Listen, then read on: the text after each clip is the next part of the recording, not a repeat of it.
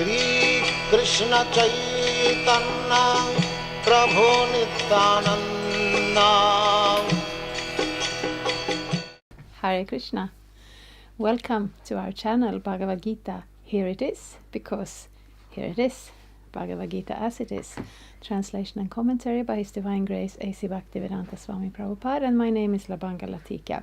So we are reading the 5th chapter, Karma Yoga, Action in Krishna Consciousness.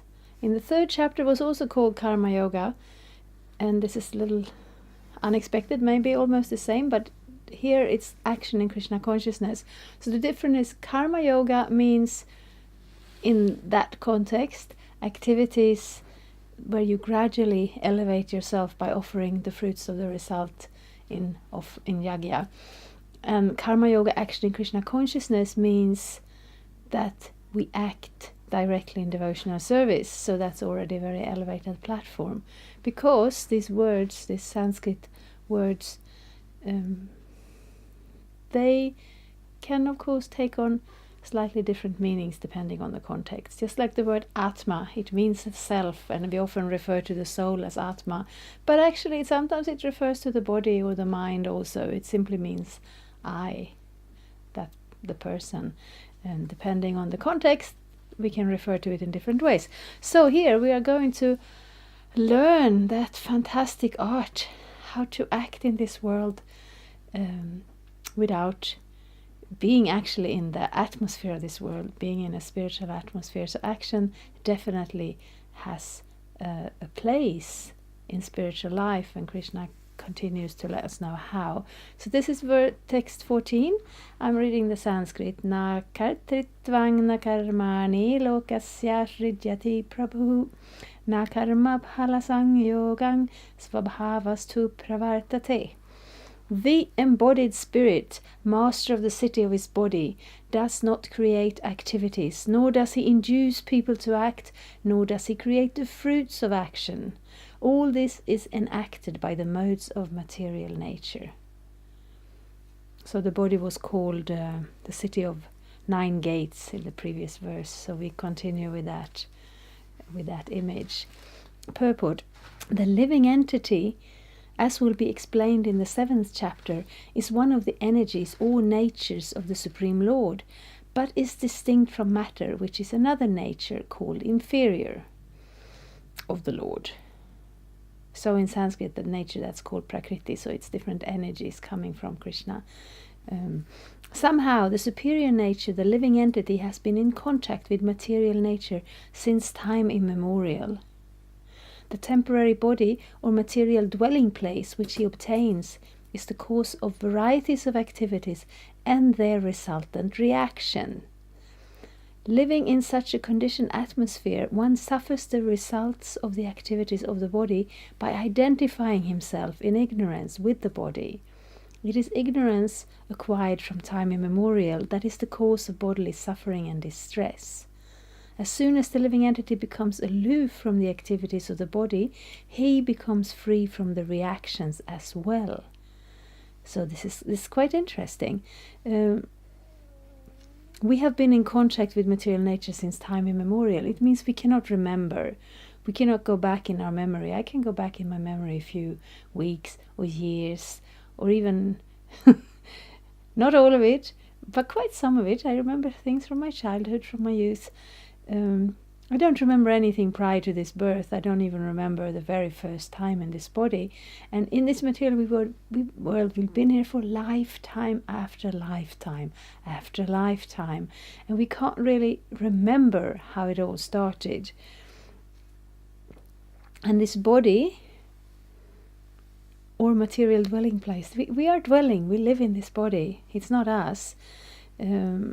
Causes varieties of activities and their resultant reactions. So we speak about free will, and that's a philosophical point that is sometimes debated. Is everything predestined, or do we have free will? And when we introduce the element of karma and reincarnation, we can understand that we have both. We have a certain level of free will. We have the ability to desire to come closer to God or to go further away from him, to disconnect from him or to connect with him. And that is the choice that puts us in this situation of the material body in the first place. Then when we're in this body, that, original desire, I don't want to say original exactly, but that actual desire of the soul gets filtered through this body, and depending on the body we're in, the modes of nature will create situations and we will act. We desire some enjoyment, so as a human being we might like to eat something nice and sweet, some fruits or some cakes or something like that. As a tiger, we might like to eat something a tiger considers nice, which is a fresh piece of meat that you're able to grab with your own teeth and the blood is still running from it. As a human being, that is quite horrifying. And as a tiger, that is just food. That is just the thing. So the desire is kind of the same, but it filters through our identification with the present body. And then it also creates the resultant karmic reaction. Not as a tiger, animals, plants, and all the other living entities, or I should say the other life forms, they just follow through with the karma they've already created as human beings. But we get reactions for everything we do. Good or bad. So when we live in that conditioned atmosphere, we suffer as the result of the activities of the body by identifying with the body. Yes. So the resultant reactions, they will happen to us. But the reason we suffer is that we identify with this body. Because otherwise, as soon as you're aloof from it, then you're free from the reactions. This is kind of mystical. It's kind of not so easy to understand. As long as he is in the city of the body, he appears to be the master of it, but actually he is neither its proprietor nor the controller of its actions and reactions. He is simply in the midst of the material ocean, struggling for existence. The waves of the oceans are tossing him, and he has no control over them. His best solution is to get out of the water by transcendental Krishna consciousness. That alone will save him from all turmoil. Yeah, I remember when I was very young and I just stepped into the temple, maybe even the first or the second day I was there, and there was a woman there telling me about, and speaking, she was quite excited. She had been reading some literature that spoke about reincarnation, and then the conclusion was that yes, when we die we can take birth again in another body, and our friends and family members, they might take birth there and we might meet them again. And I was very young and a little bit arrogant, and I was saying, what's the use of that? We want to get out of this world.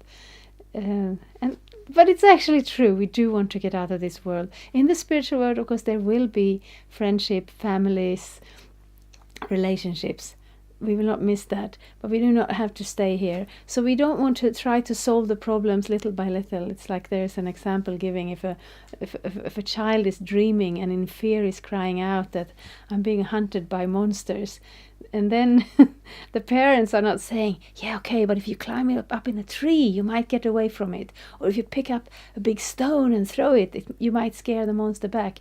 No, you're saying, there's actually no monster, it's a dream.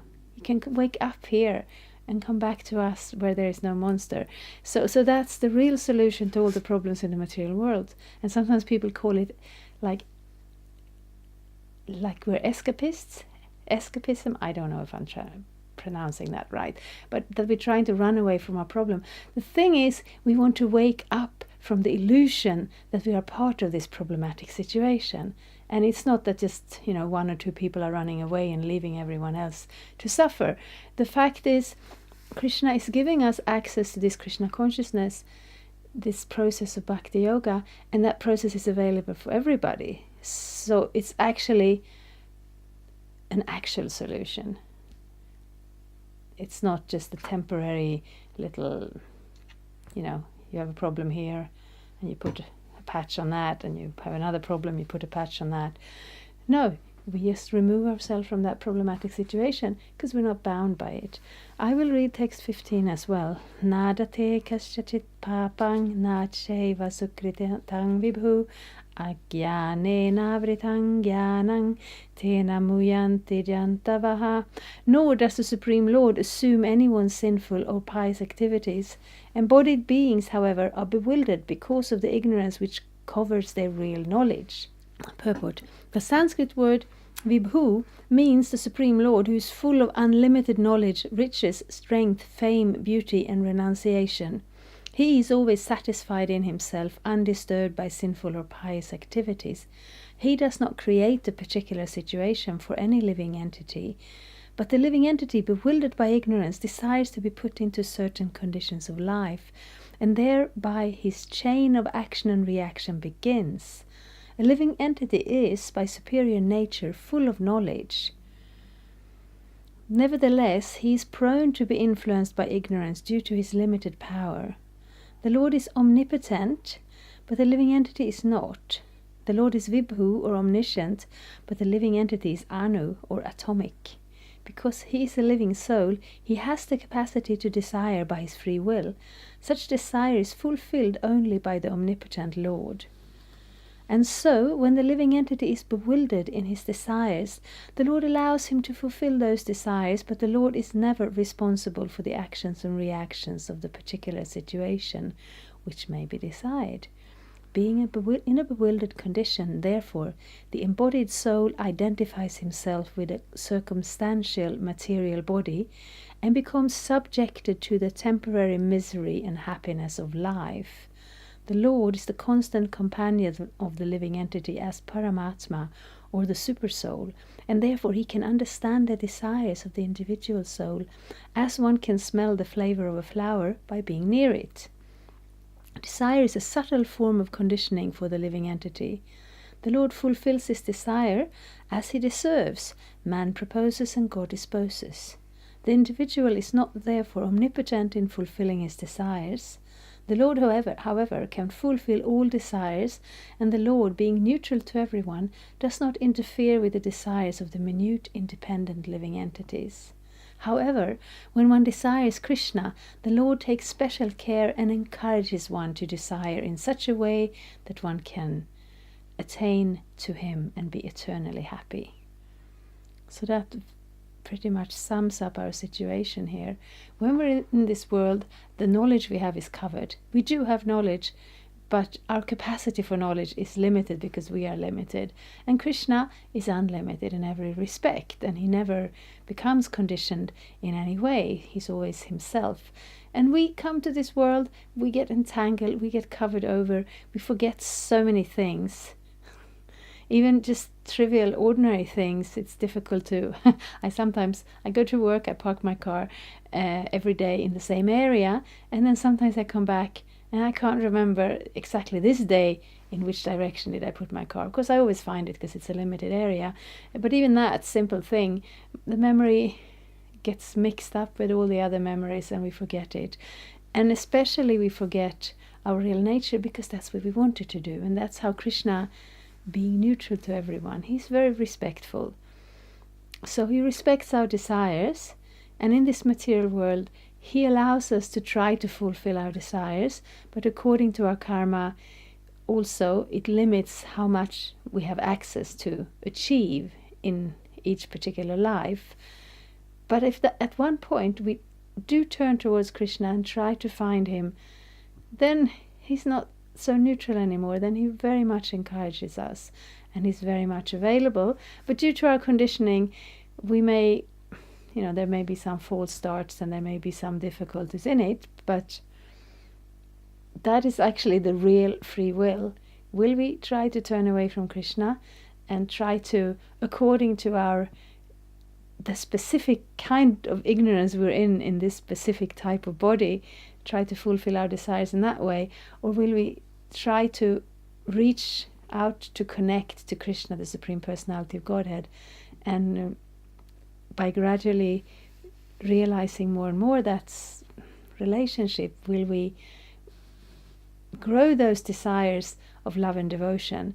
Then Krishna will respond and he will not at all be hindered by karma. It's not that Krishna is hindered by karma, but it's that he has given us this world and it's set up in that way, so that's how it works here.